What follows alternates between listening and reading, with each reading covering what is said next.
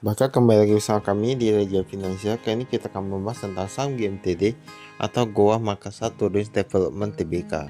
Nah, ini kayak perusahaan konsorsium ya, ini gabungan pemerintah daerah, swasta gitu-gitu lah ya.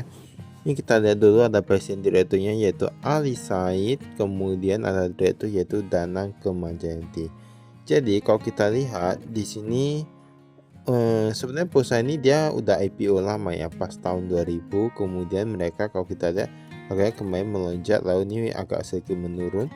Untuk laporan keuangan kali ini nilainya itu dia 1 tahun penuh, dan betul itu dia rupiah. Kas dan setelah kas kita lihat dari 12 miliaran sekarang menjadi 78 miliaran. Nanti kasnya itu meningkat cukup besar. Kita lihat persediaannya. Persediaannya di sini dia meningkat sekitar 60 miliaran ya. Ini cukup bagus, berhubung ini kan perusahaan properti investasi gitu-gitu lah ya. Tapi kalau kami lihat itu lebih ke perusahaan real estate gitu, properti. Untuk yang ini persediaan meningkat 60 miliaran, total asetnya ini pun meningkat cukup drastis ya. Dimana kemarin hanya sekitar 500 miliaran, sekarang menjadi 700 miliaran. Total asetnya sendiri itu pun meningkat. Nah, dia meningkat, kita lihat gimana dengan hutangnya. Hutangnya untuk yang jangka pendek menurun. Total hutang jangka panjang meningkat sedikit, tapi ujung-ujungnya mereka mengalami penurunan hutang ya. Penurunan hutang kurang lebih sekitar 40 miliaran, ini cukup bagus. Ditambah dengan peningkatan ekuitas. Nah, ekuitas ini meningkat cukup banyak. Kalau kita lihat di sini sekitar peningkatan 100 miliaran, sedangkan hutangnya itu dia menurun juga ya. Ini cukup bagus. Pendapatannya 388 miliaran menjadi 400 miliaran. Wah, meningkat juga. Tapi kalau kita di sini, ini kayaknya beban pokok pendapatan dia menurun, tetapi untuk beban lain seperti beban usaha, penghasilan lainnya atau beban lainnya itu sedikit meningkat ya. Itu sedikit meningkat dan ini beban keuangan pun menurun juga ya. Jadi ini mereka bisa Bisa di-handle sedikit lah ya. Laba tahun berjalan dari 129 miliaran sekarang menjadi 136 miliaran. Nah, ini cukup bagus, di mana mereka ada peningkatan laba juga, peningkatan pendapatan, peningkatan ekuitas, penurunan likuiditas, peningkatan persediaan. Semuanya masih oke lah ya menurut kami. Pembayaran kepada pemasok dia bakal meningkat juga ya. Struktur grup perusahaan kita lihat. Ini dia cuman bedanya kepemilikan tidak langsung dan kepemilikan langsung. Mereka gak ada sebutkan kayak ada perusahaan baru atau gimana. Nah, mereka gak ada sebutkan ya. Biasa kan ada kayak pesan kepemilikan saham di perusahaan baru ini, atau gimana. Untuk manajemennya ini bisa di sini ini ada sedikit perubahan, di mana ada beberapa penambahan. Nah, ada beberapa penambahan, tapi kalau untuk yang menggunakan dia kayaknya nggak ada ya. Nah, ini ada beberapa penambahan.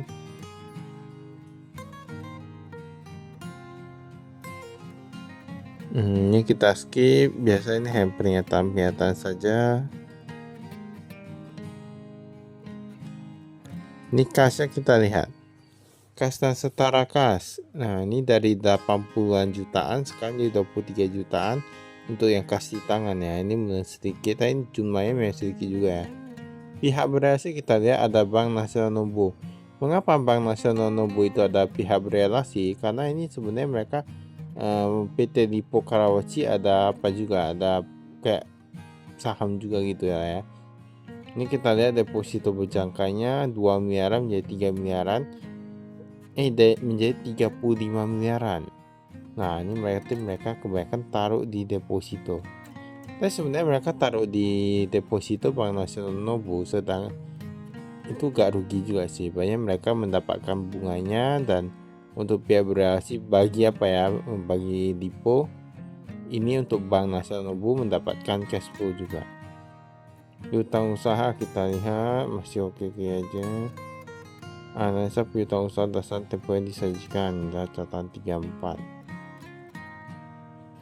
Aset keuangan lancar lainnya. Nah, ini pihak ketiga. Piutang lain ini kepada pihak ketiga.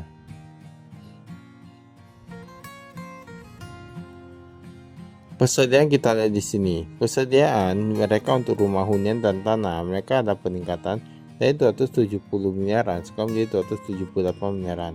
Lahan siap bangun dari 280 menjadi 340 miliaran ya.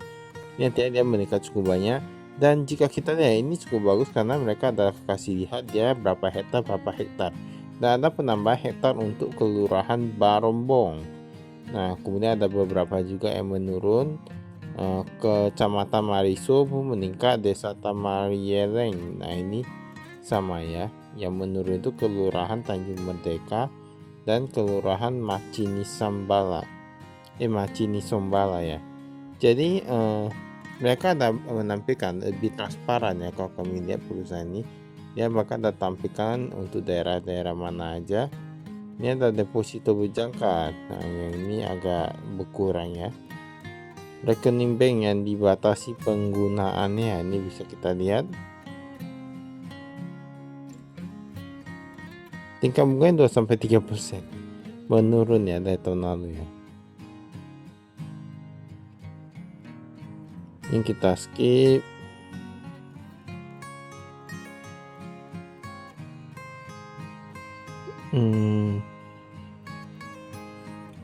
Ini aset tetapnya.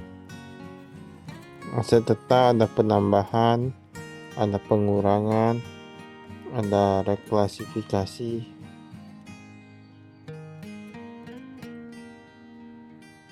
Inilah kendaraan, peralatan perabot kantor.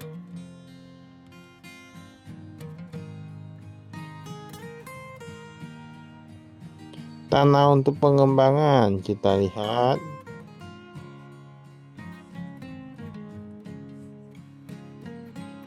Nah, ini ada mereka tampilkan rincian untuk luas tanah untuk pengembangan ya. Ini utang usaha mereka menurun cukup drastis. Sebenarnya menurun cukup drastis itu yang dari pihak berasi. Kemarin mereka ada hutang kepada pihak berasi, sekarang udah gak ada ya. Kalau kami ini berarti itu kayak dibantu ya. Ibaratnya kalau hutang kepada pihak berasi lalu habis itu udah dibayarkan lunas. Nah, berarti pas pinjam hutang itu kemungkinan untuk menambah cash flow atau gimana. Modal saham kita lihat di sini.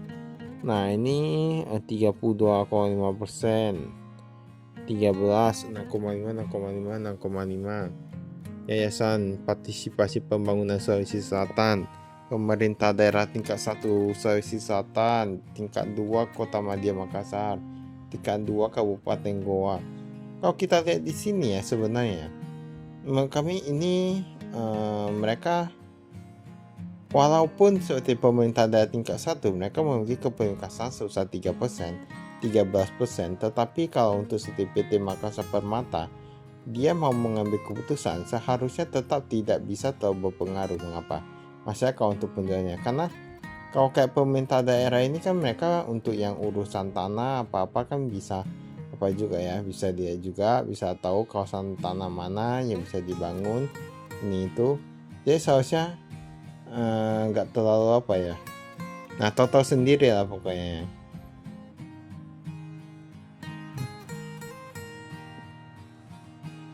Tapi kayaknya baru kali ini loh kami lihat untuk yang pemerintah daerah, selain yang saham yang BIR yang kemarin yang pertama pada pemerintah Jakarta, lalu ada juga yang bank daerah, lalu yang kali ini.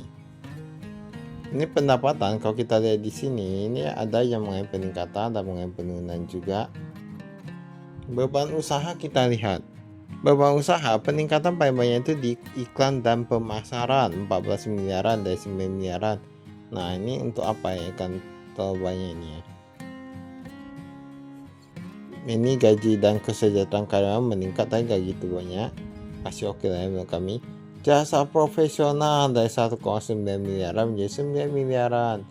Luar biasa jasa profesionalnya. Ini sultan ada lagi. Penghasilan tambahan lain ada penurunan nilai tanah untuk pengembangan 12 miliaran. Baru kali ini kami nampak ada yang namanya penurunan nilai tanah untuk pengembangan ya.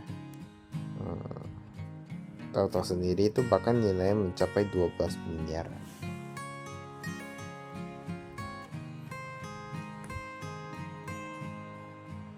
Biasa kalau harga tanah itu kan naik terus ya. Tapi nggak tahu juga. Beban keuangan kita lihat, jumlah beban keuangan 13 miliaran menjadi 3 miliaran.